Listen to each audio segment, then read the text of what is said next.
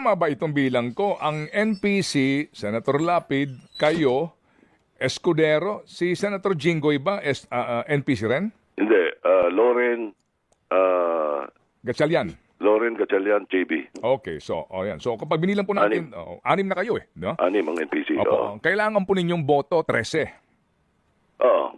Okay. 13 ang para maging Senate President. Opo, ang nasyonalista po, Amy Marcos, Camille Villar, Pia Cayetano, Alan Peter, at Mark Villar, tama po ba? Oo, tama. 5 sila. Tama.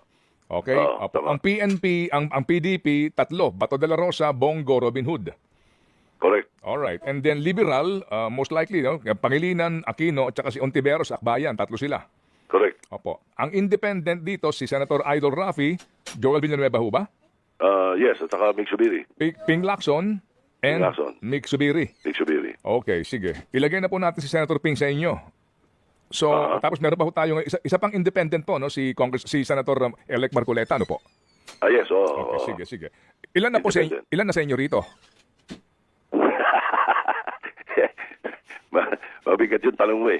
Alam mo, sitwasyon ngayon doon, sabihin ko na, more or less, very fluid ang mga 10. Mhm. Ganun ang sitwasyon ngayon doon. Dahil, alam, parang nararamdaman ko saan ka papunta eh. Mga 10 ang floating doon. Meron mga 6 na solid sa kaliwa, meron mga 6 na solid sa kabila. Tapos may mga 10 na floating. Ganun ang sitwasyon ngayon doon. So, ika nga hintayin natin kung ano mga magiging desisyon nila. Opo. Sir, sabi ho ninyo, no, dito hindi na pinag-uusapan yung party membership, no? O anuman pong mga alliance ito, no? Dito, Sorry, hindi lang kita maparaan. Kasi ang problema doon, pag nagbitaw ang party lines o ng partido na ito tayo, tapos merong isang hindi sumunod, napapahiya yung partido eh. Kaya palagay ko, kung sakali mang meron ganon, medyo submarine. Submarine. Submarine. Hindi i-open. Hindi lulutang. Opo. Si Senator Jinggoy po, di ba, partido ng Masa Pilipino siya? Ano bang kanya? Opo. Saan siya nakaalyado ngayon? Ang alam ko na siya nakaalyado kay Cheese. Okay, sige po. Sige. So, dito po ba, sir, at the end of the day, kung sino ang may best of, kasi sabi nga ninyo, independent republics lahat ito eh. Dito pinag-uusapan dito yung best offer. Well, usually ganun ang nangyayari, totoo yan. Kung sino yung may kakayaman mas maganda ang pananaw, mas maganda ang binibigay na pagkakataon sa isang senador, mga ganun. Usually ganun yun. Pero sa akin kasi, dapat siguro ang pag-isipan mabuti ng mga kapwa ko senador is ano goal? Ano goal ng Senado? Saan tayo papunta? Anong klaseng leadership ang gusto natin?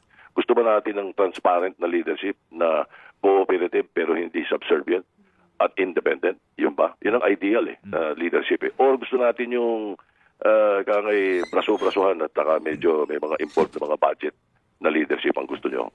Ganun lang kasimple eh. Opo, kasi nga po, sir, sorry po, no, straight lang naman itong katanungan. Kasi dito ba pinag-uusapan sa pagpili ng liderato ng Senado ay para sa bayan o para sa sarili? Yan ang mabigat na tanong. Oh, yan. Ako kasi... Yan, ito po yung, ito lang po Gusto ko lang iparinig sa inyo ang nangyayari ngayon na pinag-uusapan ni Tito Sen, ni Tito Soto. Ayan po ang nangyayari ngayon. Yan po ang nangyayari ngayon, bakit nag-aatras-atras tayo ng araw?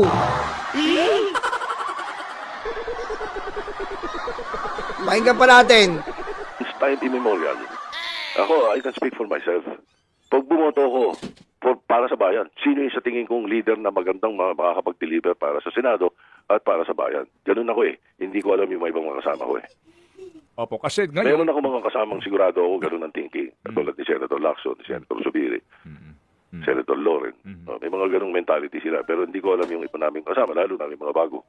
Opo, kasi mahirap din yung pipiliin ko yung SP na sigurado magbibigay sa akin ng isang komite na maganda ang perks ko. Nangyayari yun. Nangyayari yun. Ganun talaga. May mga ganung... Ayan, naririnig nyo Hindi ko po kinakampihan si Tito Sen Pinaparinig ko sa inyo ang pagpili ng Senate President. Mag-o-offer ka kung ano. Pag ikaw ba binoto ko, ano ang bibigay mo sa akin? Commission on ano. May ganito. Ganyan po tayo tinatarantado ng mga senador.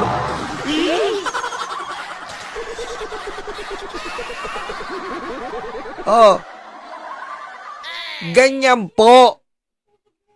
Yan po ang nakakalungkot na katotohanan. Kaya itong impeachment,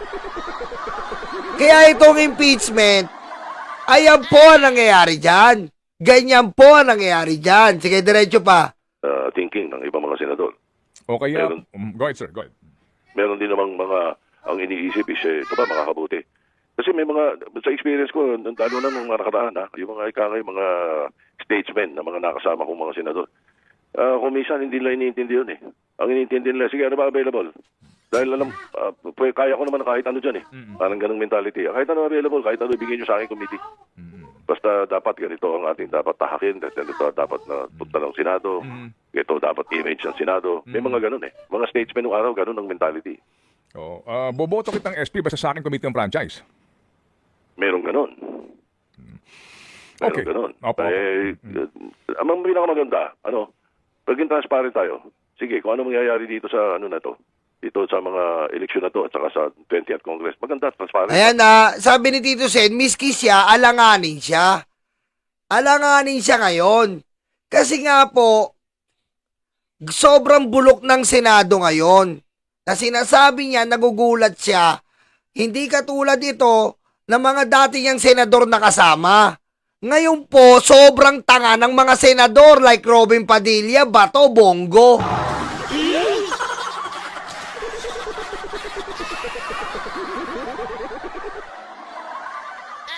Oh, ayan po yung sinasabi niya. Hindi na katulad yung senador noon na kahit anong ibigay sa'yo, kaya mo sakyan. Binigyan ka ng committee ng ganito, kaya mo sakyan. Ngayon, ganito na ang senador natin. Siyempre, lagyan ka ba naman ng Bongo, Bato? Robin Padilla, Aimee. Parating pa si Camille Villar. Si Mark Villar naman, tahimik lang. O, pakinggan nyo pa. Paalam natin sa tao bayan. Kaya nga, isa sa mga gusto kong i-file ngayon eh. Ngayon ko lang ipafile yung FOI. Di ba? Meron naman pong FOI ngayon sa executive order ng dating presidente, pero yun nga, ang daming kunatilya, ang daming pwedeng bawal. Hindi pwede. Hindi. Kailangan FOI na igawin nating batas na kahit na i-take up ng Kongreso at saka ng Senado, dapat transparent, nakikita yan. Dapat nakikita ng taong bayan. Opo. Lalo na yung pagbuo ng paggamit ng budget ng gobyerno, 6.3 trillion. Hindi natin nakikita kung anong nangyari. Opo. Nakaligtaan kong banggitin si Senator-elect Erwin Tulfo, no? Lakas CMD siya, no? Oh yeah, lakas. Siya lang ang mag-isang lakas CMD so far, no? I think so. Opo. Siya lang. Opo. Sige. So, yung pong Mindanao votes factor para po doon sa mga reeleksyonista, no? Yan. Ngayon pa lang siguro iniisip na itong 2028, di po Eto ba? Eto pa ang problema, pusang ama. Eto pang nangyaring eleksyon. Iisipin naman ngayon niya ng 2028 na tatakbo, yung Mindanao votes.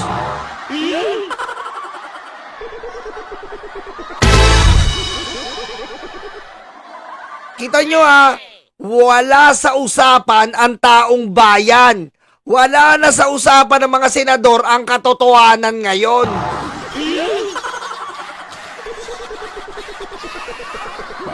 Maging factor kaya ito para doon sa pagbubuo na talaga ng isang solid faction na pro-Duterte?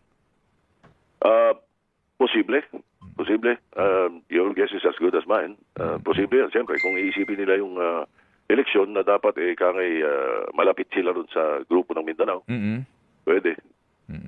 Opo. Sige po. So, kasi sir, hindi naman natin may tatanggi, no? Na ngayon pa lang sigurado kanya-kanya na po yung usapan.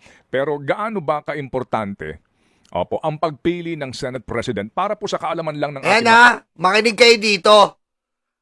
Gaano ba kaimportante yung Senate President?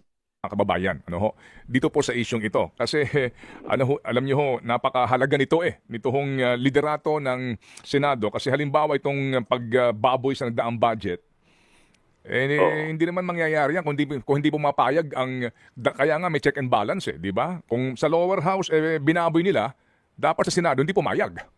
Tama. Tama, hindi dapat pumayag. At saka lalo nang mas bababuyin pa nila. Oo. Yan ang pinaka hindi dapat mangyari. So, gaano ba ka-importante ito para maintindihan po ng mga kababayan natin? Kasi baka ang iba po, hindi ho siniseryoso itong isyong ito, yung liderato ng Senado. Tito Sen, ano ho bang kahalagahan ito? Napakahalaga ng leadership. Kaya unang-una sa lahat, the way the Senate is run, as far as plenary is concerned, the most important is plenary. Pagdating doon sa executive actions ng secretariat, madali yun eh.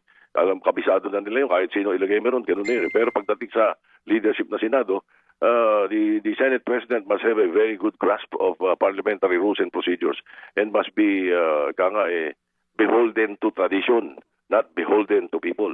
Ganun dapat. At saka yun nga, sabi ko, kailangan independent. Hindi pwedeng sunod-sunuran sa Malacanang. Hindi kailangan yun ano po gusto natin? Pwede po ba ito? Pag-usapan natin. Ganun dapat dapat independent ang Senado kasi ito yung tinatawag nating last bastion of democracy. Tama. Importante na ang Malacanang ang Senado hindi subservient pero cooperative at hindi yung constructive naman at hindi pa kontra. Dahil kung puro pa kontra, wala mangyayari sa bansa natin. Pero isa sa pinakamahalaga yon. Pangalawa, pag sinabi kong kailangan yung rules and procedures ay sinusunod, kung ano yung mga dapat na trabaho ng mga committee, binabantayan niya na yun ang dapat trabaho ng mga committee. Hindi siya sumasawsaw sa lahat at pinakikialaman. Opo, so maliwanag yan. Sa kahalagahan ng pagpili sa magiging pinuno ng mataas na kapulungan ng Kongreso. Meron na akong dagdag, Tito Sen. Opo. Dapat totoong Filipino at hindi Korean. Siyempre. Mahirap yung meron ba Korean? Ay, naku, Korea ako. Tama ka. O nga pala. Sama Korean, ha? Naku. Dapat meron na Korean. Napakamalas natin kapag Pero okay na rin kasi may mga, kahit pa paano, merong, itong 20th Congress nakakasiguro tayo na meron dito mga nakapasok na binoto ng ating taong bayan na siguradong i-scrutinize lahat ng piso na gagamitin. Opo, hindi pa pwedeng Korean ang namumuno kasi pag Korean, ito na, magkakawindang-windang na ang pera ng bayan kasi laging meron Korean. Nako, yan ang pinakamalungkot sa lahat.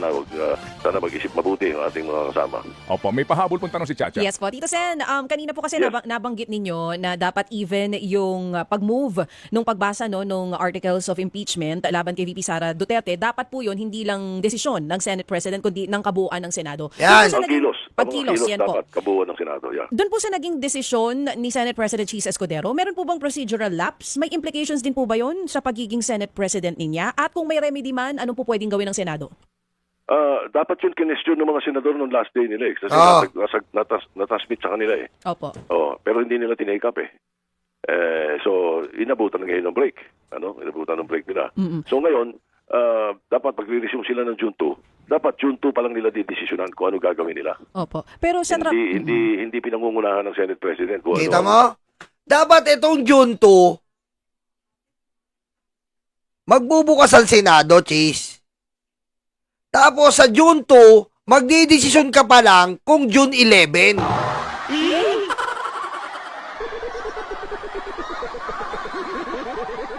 Alam mo ba yon? Dapat mag-open kayo ng June 2. Grabe naman, ang haba na ng break nyo. Kulang pa ba?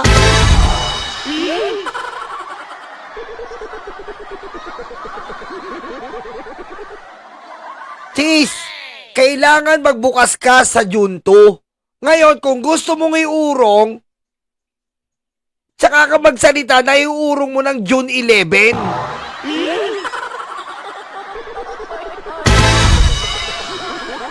Putik. Kaya nga kailangan may caucus pa nga daw eh. Paano kayo nag-caucus? Ha? Paano kayo nag-caucus? Hindi alam ng taong bayan.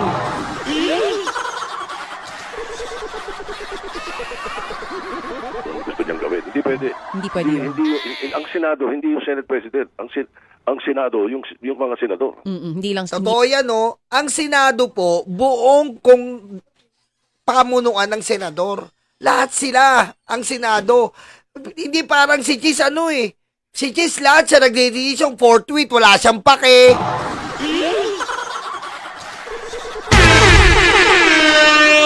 Hindi lang lang yung Senate President dapat ang nagdedesisyon. Pero sa trabaho Correct. niya, Nagko-caucus, bilang... at the very least, nagko-caucus sila, Opo. then the Senate President can speak. Oo. Oh, at the very least, tinitignan lang natin to kay Tito Soto kasi nga siya yung may experience eh. Kinitignan natin siya kasi siya ang may experience. Bilang Senate President talaga.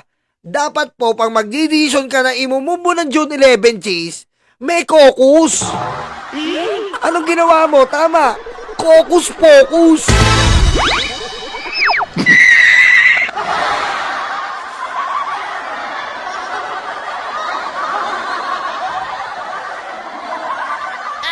Gaya tuloy. On behalf of the Senate, because Oo. nakausap niya yung majority ng mga members. So nasa rules din po yon na dapat hindi ito solely or sinasabi nyo nga po kanina unilateral na desisyon lamang ng Senate President. May problema po ba yon sa pagiging Senate President niya? Kumbaga pwede ba siyang, may ano ba yon? Kumbaga pwede ba siya makasuhan? Pwede po ba siyang maalis sa pwesto? Depende sa mga senador. Depende sa senador ng mga Congress na yun. Kung tinotolerate nila yun. O hindi Ayan po, kita-kita yung marinig na rin. Hindi ko po kinakampihan si Tito Soto o si Tito Sen. Ang sinasabi ko sa inyo, bilang proseso ng Senado, magdidesisyon si Cheese, ilang beses na siya nagdidesisyon. Ilang beses siya nagdidesisyon. Biro mo, tinatalakay nila, mali, delay ang Kongreso sa pagpapail ng impeachment. Sinabi ni Cheese, ang ginawa ni Cheese, dinelay niya rin.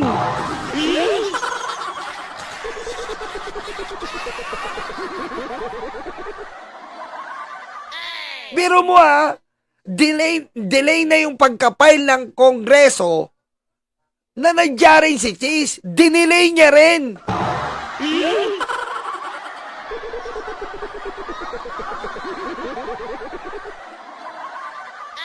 Kahit huling sandali, Cheese, huling sandali na ipasok sa tahanan ng Senado ang impeachment complaint. Bilang mambabatas, senador, ikaw ang presidente ng senador. Wala kang initiative na talakayin anong gagawin natin sa impeachment. Hindi mo man lang inopen. Tinuruan mo pa si Joel Villanueva na i-adjourn agad-agad. Nagmamadali pa, pangisi-ngisi pa si Joel Villanueva na akala nyo tatalakayin namin yan putres, parang utang na loob namin sa inyo.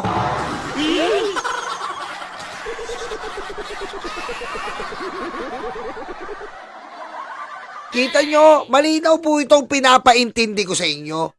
Bawal na tong ginagawa ni Cheese simulat sa pool. Dapat kada desisyon niya, hindi porket ikaw ang Senate President, ikaw ang masusunod. Kailangan meron kang caucus or consultation or pag-uusapan nyo muna as a body ng Senado. Si Cheese, siya na lang ang nagdidesisyon.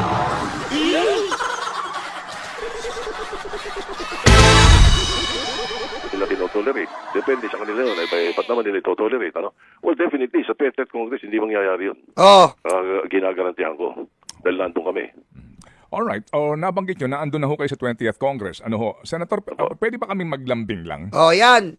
Ayan po ang pinapaunawa ko sa inyo. Diba? Ngayon, si Cheese, parang ginagawa niyang tanga yung Pilipino, taong baya, parang tayo pang may utang na loob. Parang tayo pa po ang kailangan mag-adjust sa mga katangaan nila at pang-aabusin nila. Ngayon, ito po, gusto kong talakayin to. Ang pagbagsak ni Pangulong Bongbong Marcos. Marami po nagsasabi sa inyo, nababasa ko po, si Pangulong Bongbong, nagsasabi pa, yun po ang isa nating problema. Pero hindi po kasi natin masisisi si Pangulong Bongbong Marcos. Ang sabi niya, magtuloy kayo, ituloy nyo ang proseso na kung ano ang proseso, yun ang gawin nyo. Pero alam ko po, hindi naman ako impokrito na nakakadamage talaga sa Pangulo to. At para masabi natin sa Pangulo, Pangulong Bongbong, tandaan nyo po, Pangulong Bongbong, Hindi naman kayo bobo. Hindi naman kayo tatanga-tanga katulad ni Digong.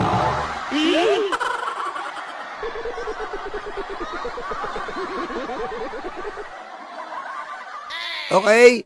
Pangulong Bongbong, tandaan nyo po, kailangan natin ma-impeach ito. Tandaan nyo, pag nakawala po ito ngayong taon, delikado na kayo. Sa totoo lang po, imagine nyo, ito na lang po ang taon ni Bongbong Marcos. Isang taon na lang. Hindi na po 3. Alam nyo kung bakit? Hindi na po 3 taon si Pangulong Bongbong Marcos, tandaan nyo. Itong taon na lang si Pangulong Bongbong Marcos. Either mag-function siya o hindi. Nababase na dito ang kanyang kahihinatnan. Kaya kailangan ngayong taon, ang huling taon ni Pangulong Bongbong Marcos, mag-function ka na. Kasi hindi na pwede dito, Pangulo, na gaganyan-ganyan ka. Kailangan ibigay mo ang katotohanan sa taong bayan. Kung binigay mo ang Pogo, ibigay mo ang impeachment. Kung binigay mo ang West Philippine Sea, ibigay mo ang impeachment. Kung binigay mo ang 20 pesos sa bigas, ibigay mo ang impeachment. Ha? Kung binigyan mo ang iba't ibang magsasaka ng utang na binayaran, ibigay mo ang impeachment, Pangulo. Ito na lang ang huling taon mo. Bakit ka mo? E-explain ko sa inyo. Pangulo, tandaan nyo, sa politika, okay? Sa politika, ang napipisil, tandaan nyo to, Pangulo, alam nyo to eh, ang napipisil na future, na power, doon bumabaliktad lahat. Gaya ng nangyari sa'yo. Yung ibang mga Duterte congressman, senador, nasa iyo nung unang termino mo. Nasa iyo nung tatakbo ka. Ganon din yan. Mag-looping lang yan, Pangulo. Babaligtad na sila sa iyo sa 2024. Babaligtad na sila sa iyo. Pati mga gabinete mo, babaligtad na sa iyo. Sa ayaw at sa gusto mo. Kung hindi mo kikilusan to ngayong taon, kung hindi mo kakadenahan ang dapat kakadenahan, mawawalan ka ng future mo. Ikaw ang magsasaper sa lahat nito, Pangulo. BBM, ikaw ang magsasaper. Huling taon mo to. Natutuwa ako, nandiyan si General Torre. Natutuwa ako, nandiyan si Berberabe. At kung maibibigay mo si Abalos, si Trillanes, mas masisiyahan kami. Pakita mo ngayong taon, ang huling taon mo. Huling taon mo to, Pangulo, makinig ka sa taong bayan. Kapag hindi ka nagkadena ng dapat ikadena, nagkulong ng dapat ikulong, nagbigay justisya sa dapat bigyan, wala ka. Lagapak ka. Huwag mong asahan ng 2026, 2027, wala kang aasahan doon, Pangulo. Ngayon taon ang kailangan ka, 2025. Pagdating ng 2026, nagsisibaligtaran na yan. Pagdating lalo ng 2027, wala na sila sa tabi mo. Wala na sila. Umaamoy na sila ng mabango. Inaamoy na nila ang pakinabang sa susunod nilang political ambition. Tandaan mo yan, Pangulo. Kung hindi mo kikilusan to ngayon, at ikaw na rin nagsabi, hindi tumatama ang binibigay mo. Oh. Ngayon, paano yan? Alam mo, totoo yun eh. Ayun nga yung nirereklamo ko na matagal na sa PCO. Nirereklamo ko namin sa kanila. Paano kami tatama? Ayaw nyo kaming tulungan.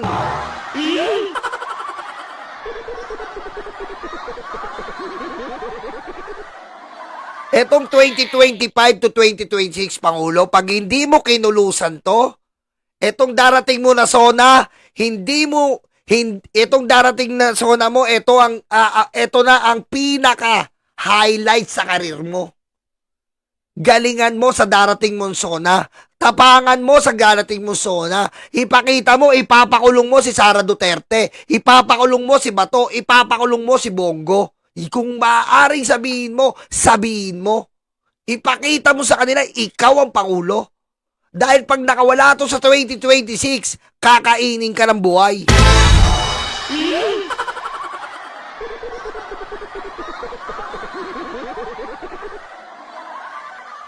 Kakainin ka ng buhay. Yung mga re-electionist na yan, lilipat sa mga Duterte kung nabulag na naman nila. Kasi lala kasi Sara eh. Lilipat na ng mga yan. Wala ka nang aasahan sa kanila. Ang matitira mo na lang dyan, mga tunay mong kakampi at kagaibigan, mga loyalista. Pero ayaw namin, sa bandang uli, ikaw pa mababaligtad. Kaya habang nasa iyo pa yung boses, habang nasa iyo pa yung tinig, habang nasa iyo pa yung pagkapit, gamitin mo lahat. Gamitin mo. Gamitin mo lahat. Hindi yung pwedeng ganito, sasabihin mo, ayaw mo ng impeachment. Oo, nire-respeto namin yan. Pero hindi pwede yan sa kalaban natin ngayon. Huwag mo silang bigyan ng pag-asa. Dahil sila ay madilim at masama. Kahit kailan Pangulo, hindi binibigyan ng pag-asa ang kadiliman at kasamaan. Hindi natin inaayaan pumasok yan sa sinuman. Huwag mo silang bigyan ng pag-asa. Kung kaya mong sabihin mo ang totoo, huwag mong silang bigyan ng pag-asa. Kasi yung pag-asa na yun, tignan mo, yung pag-asa na yun, yun ang pinanghawakan ng mga walangya. Yun ang ginagamit ngayon sa amin, sa atin. Diba?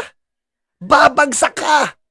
At sa babagsak mo, bagsak lahat tayo. Bagsak ang Pilipinas. Huwag mo silang bigyan ng pag-asa. Ba't binibigyan mo sila ng pag-asa? Yung mga tao nga, hindi nila binigyan ng pag-asa. Hindi binibigyan ng pag-asa yung mga taong ganyan.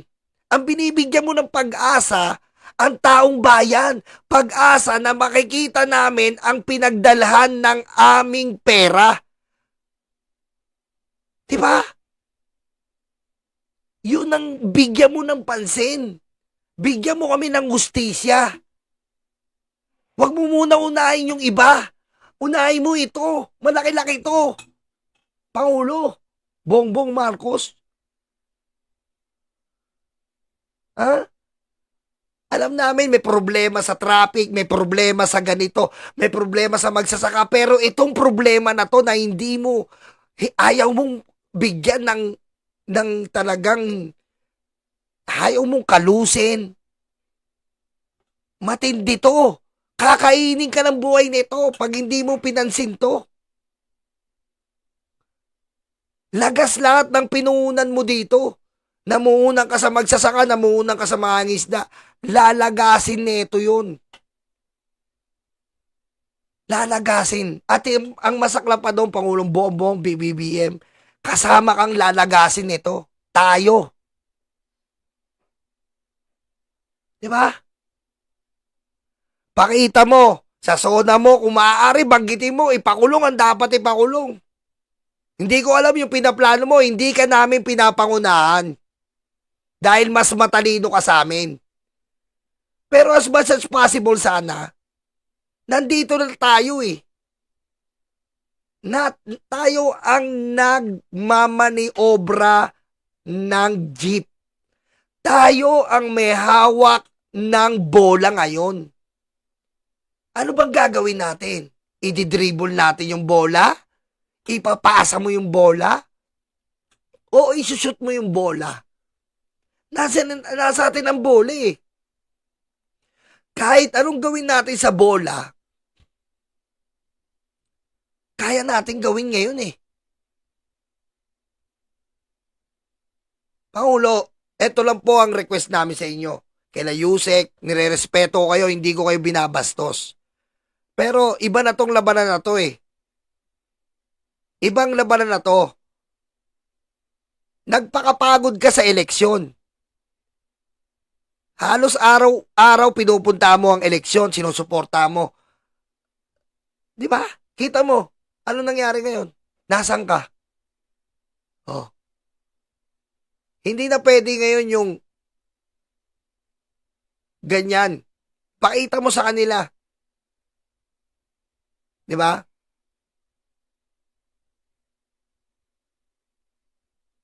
Hindi mo na kailangan i-please. Hindi mo na kailangan i-please. Hustisya ang kailangan namin. Dahil kung hindi ituloy ng Senado to, maraming magtutuloy. Pero ayaw na natin gamitin yung mga bagay na hindi nararapat. Binibigyan natin pagkakataon ngayon, gumulong ang tamang proseso. Pero kung ganyan ang proseso, ay paano pa magtitiwala ang mga tao, Pangulo? Tandaan nyo, binababoy ng Senado ang proseso. Kapag baboy ang Senado, baboy ang gobyerno. Hindi na tama to. Hindi naman sinasabi namin guilty si Sara. Ang sinasabi namin, gusto namin ng kalinawan. Hindi yung iwasan, pagtakpan, taguan, alisan. Ang pangit naman nun. Kailangan namin kalinawan. Kung hindi siya magnanakaw, so be it. Very good. Congrats. Pero kung nagkasala siya, bigyan natin ng tamang hustisya. Kaya nga tayo may due process, proseso, impeachment, due process. Oh. Hindi ko alam bakit nagkakaganitong mga senador. Prosesong impeachment. Kung malakas ang ebidensya na walang kasalanan si Sara, palakpakan natin. Pero kung malakas ang ebidensya nagkasala siya, hatulan natin.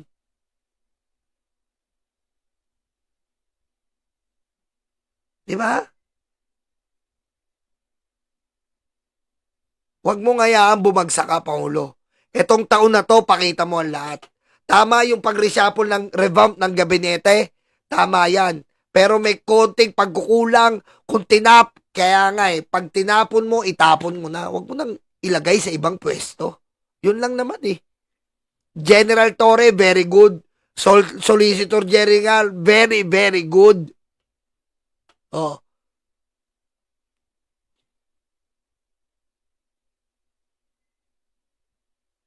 Wala na. Wala ka nang aasahan sa mga senador mo. Wala silang pakialam sa taong bayan. Ang pakialam nila ay hayop na kapritsyo ng pansarili.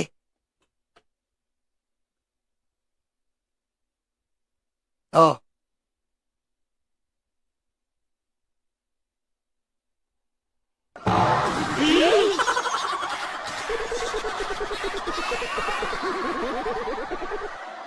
Kaya mag-abang tayo. Pero ngayon, BBM, nasa iyo ang bola.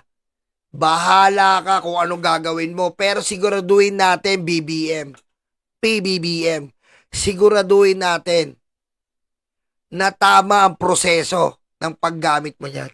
Kasi pag hindi, kakainin ka ng buhay.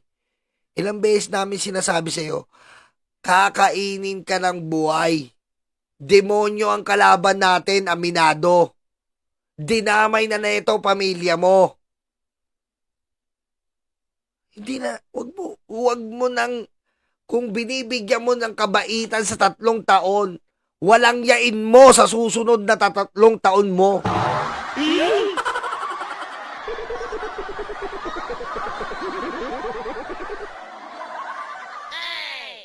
Wala na eh. Wala na to eh. Kapag nakawala to si Sara, wala na. Wala na. Hindi lang naman ikaw mahihirapan eh. Buong Pilipinas.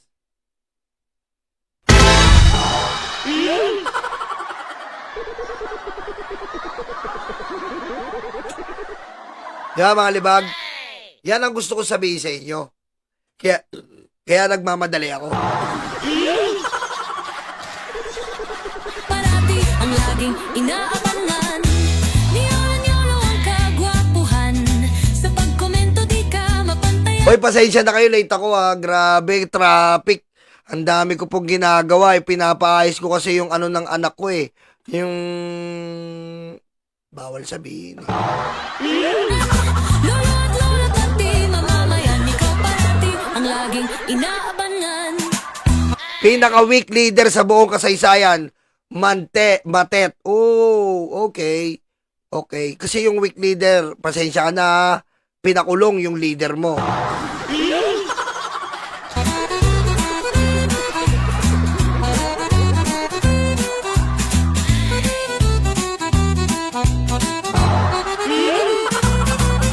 Mga dedes.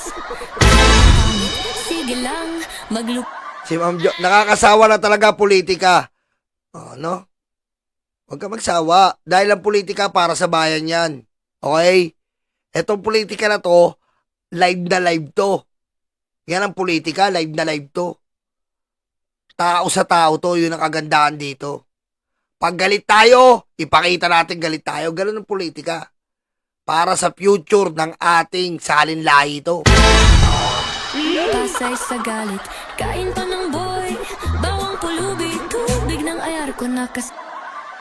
Alam mo, huwag ka ma-disappoint kay BBM. Kasi iba, alam mo, hindi ako na-disappoint kay BBM ha. Gusto ko ipaalam sa inyo. Si BBM kasi, pinalaki siya na may moral. Pinalaki siya na may prinsipyo. Pinalaki siya ng wasto. Hindi siya utak kriminal. May ganun tao po. Ganyan si BBM, hindi mo siya pwedeng sisihin kung magandang pamilya ang kinagisnan niya. Hindi niyo po siya pwedeng sisihin. Kinagisnan niya ang pagsunod sa batas. Kinagisnan niya yun. Alam niya yun. Hindi mo siya masisisi na hindi siya nagmumura. Hindi mo siya masisisi na hindi siya nang wawalang yan ng tao. Kaya sinasabi niya, sumunod tayo. Let the process. Diba? Let the process. Hayaan natin yung proseso na gumulong. Sahod parati mga dedes na sobrang pangit. Sige lang, maglupasay sa galit. Kain pa ng boy, bawang pulubi, tubig. Diba? Wag natin. Halimbawa, ikaw, ako, sobrang introvert ako. Hindi ako nakikipag-usap na tao. Ikaw gusto mo makipagdaldalan ako? Hindi ko magagawa yun. Introvert ako eh.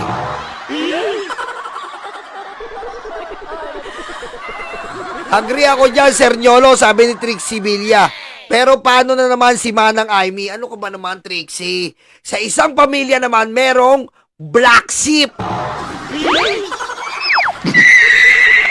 国家主席习近平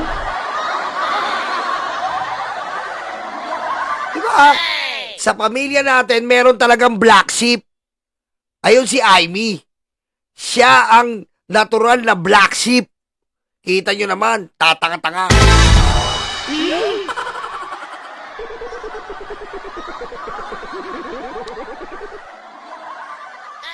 Kasi nasanay po tayo na mura-mura, nasanay na tayo sa mura-mura. Hindi po. Kaya nga po sa FB, tignan nyo. Sa FB, ano nakikita nyo? Puro kasamaan. Pag nakakita kayo ng matanda na inalalayan ng bata, ang daming natutuwa. Kasi nga, bihira na lang yung ganon. Di ba? Bihira na lang yung ganon. Ganon si BBM. Ang daming politiko like Digong na nagmumura, walang ya. Pero si BBM, bihira na lang yung ganitong tao na ekonomistang pangulo na iniisip ang kapakanan ng taong bayan. Diba?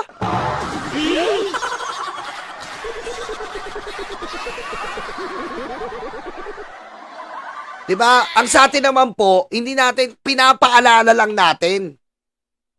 Hindi natin siya sinasabihan na, BBM, huwag kang maging mahina. Pinapaalala lang natin. Diba? Kasi, nakakalimutan niya, demonyo yung kalaban natin eh.